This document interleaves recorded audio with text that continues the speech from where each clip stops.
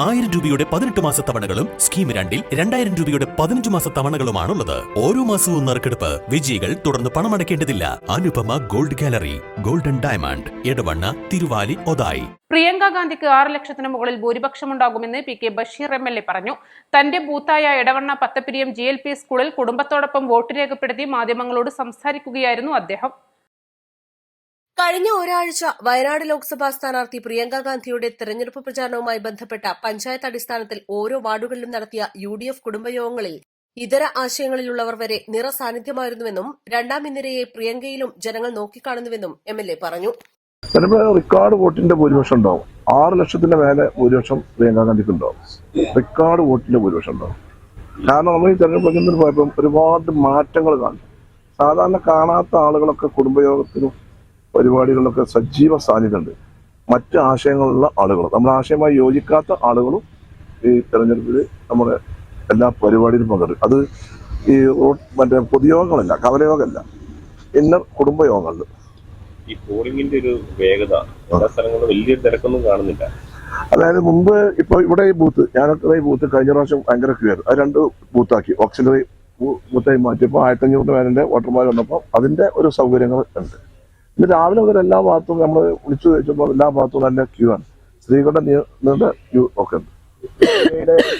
സ്ത്രീ വോട്ടർമാരെ കൂടുതലായിട്ട് സ്വാധീനിക്കുന്നുണ്ടല്ലേ? 100%. പ്രിയങ്കയോട്ട് സ്ത്രീകളെ മാത്രമല്ല, എല്ലാ ചെറുപ്പക്കാരെയും എല്ലാ വോട്ടർമാരെയും പ്രായമുള്ള ആളുകളൊക്കെ സ്വാധീനിക്കുന്നുണ്ട്. ഒന്നൊരു രണ്ടാം ഇന്ദിര എന്നുള്ള അതാണ് എല്ലാവരുടെയും ഒരു കൺസെപ്റ്റ്. അത് പ്രായമായ ആളുകളിൽ ഒരു 55-60 വയസ്സുള്ള ആളുകളുടെ ഇതിൽ കാണുന്ന അതാണ്. ന്യൂജനാണെങ്കിൽ പുതിയ ഒരു താരോദയം എന്നൊക്കെയാണ് കാണുന്നത്.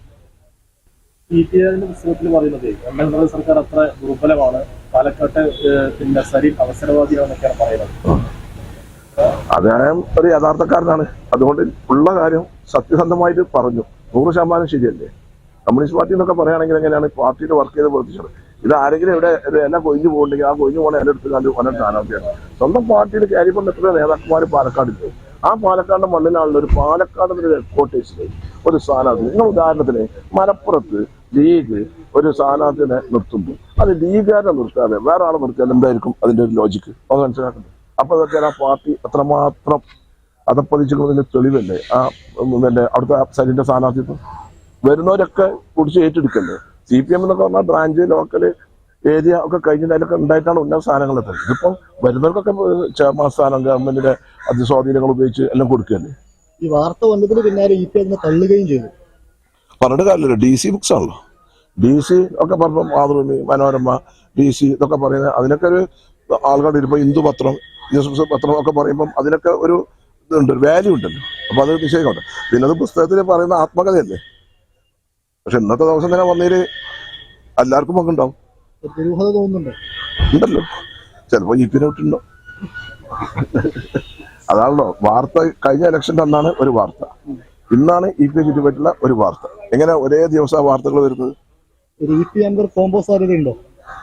ആ സാധ്യത കാണില്ല. അങ്ങനത്തെ ഒരു വിഡിത്ത EP ചെയ്യില്ല എന്നുള്ളതാണ് എന്റെ വിശ്വാസം. East live Edavanna.